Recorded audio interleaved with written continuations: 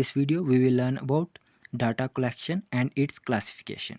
Friends, data collection main इसकी classifications क्या क्या हैं? Primary data and secondary data.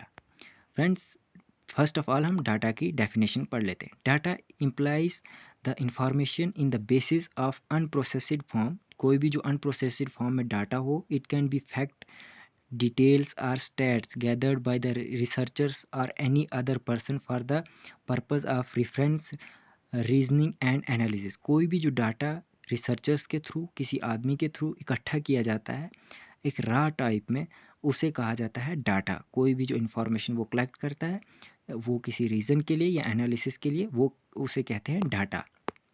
Next, data collection क्या होती है? Data collection is the process of acquiring information from different sources about the topic under the research. The function is performed by the researcher himself और her self, his और हर team.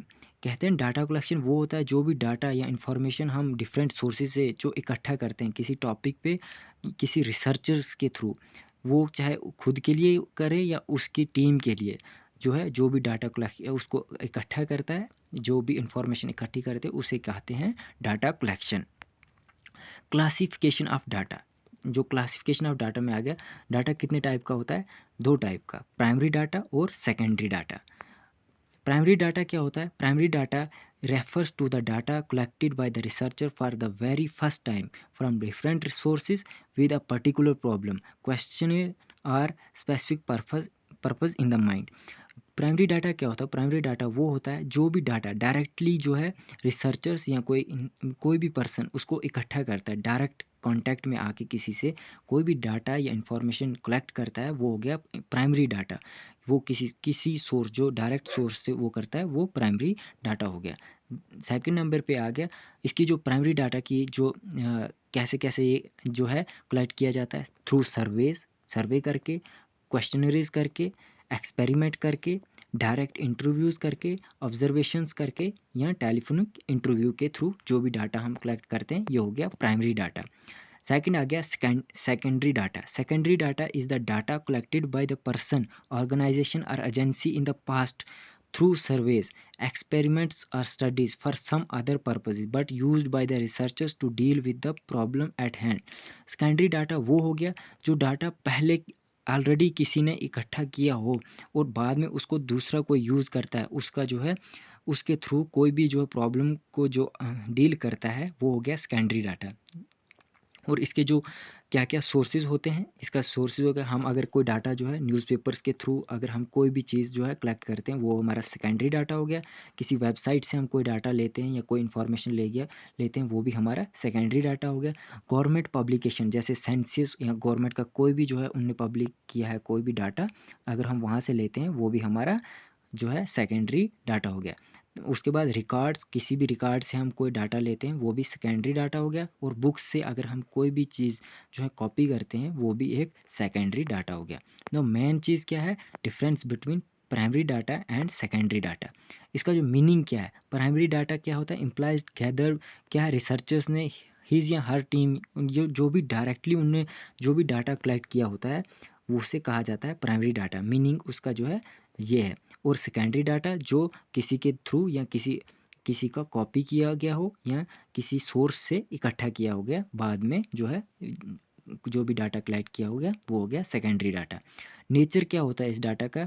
जो है primary data का nature होता है ये real time data है. क्या होता है? ये रियल होता है, ये हमेशा रियल होता है. और सेकेंडरी डाटा ये एक पास्ट डाटा होता है, ये बाद में, पहले जब प्राइमरी डाटा इकट्ठा किया जाएगा उसी के बाद तो सेकेंडरी डाटा उससे कॉपी करके ये सेकेंडरी डाटा आएगा. क्योंकि पहले प्राइमरी डाटा जो है डायरेक्टली जो है इंटरेक्शन करके जो कलेक्ट किया जाता है, देन उससे कॉपी करके सेकेंडरी डाटा कलेक्ट किया जाता है.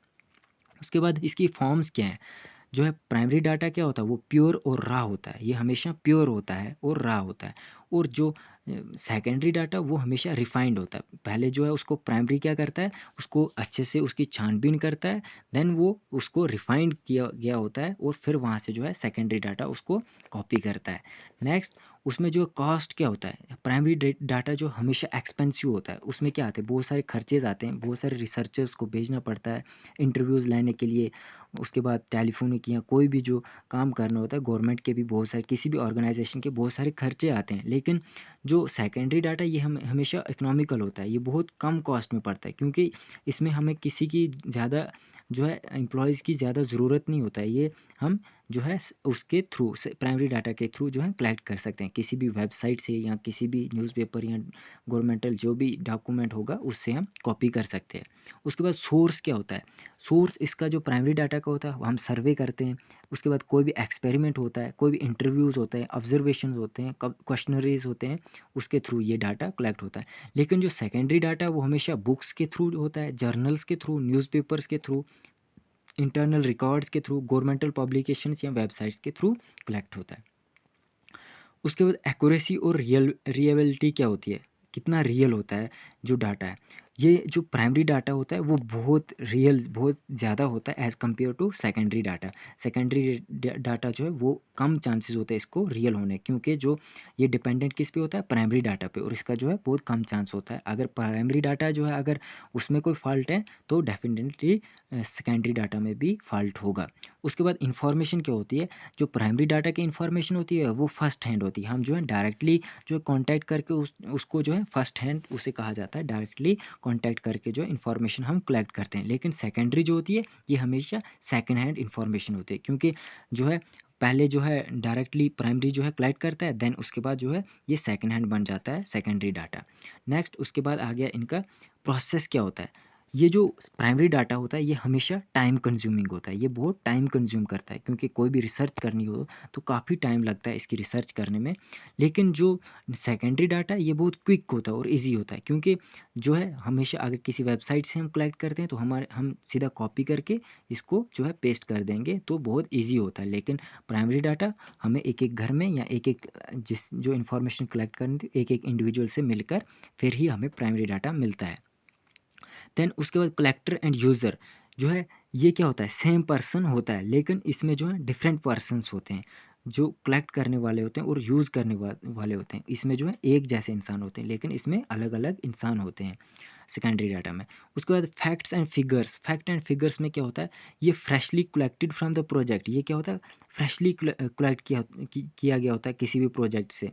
लेकिन ये जो है ये सेकेंडरी डाटा ये ऑलरेडी जो है पहले प्राइमरी ने कलेक्ट किया हुआ होता है, प्राइमरी डाटा ने, फिर ये इसको सेकेंडरी वाला लेता है, ये ऑलरेडी कलेक्ट किया होता है। लेकिन जो प्राइमरी वाला वो फ्रेशली जो है नया नया कलेक्ट किया गया होता है। फिर उसके बाद डाटा ये किसका होता है, related to observation of researchers. ये किससे रिलेटेड होता है, जो ऑब्जेक्टिव्स ऑफ जो है रिसर्चर्स के ऑब्जेक्टिव से रिलेटेड होता है। लेकिन जो सेकेंडरी डाटा ये क्या होता है, adjusted are used according to the need. ये कैसा होता है, ज़रूरत के हिसाब से या एडजस्ट किया गया होता है। जैसी अगर प्राइमरी डाटा वालों को जैसी ज़रूरत है वो जैसा उन्होंने अपने यूज़ के लिए उसको कलेक्ट किया हो गया होता है, वैसा ही फिर वो जो है सेकेंडरी डाटा भी उसको आगे कॉपी करता है।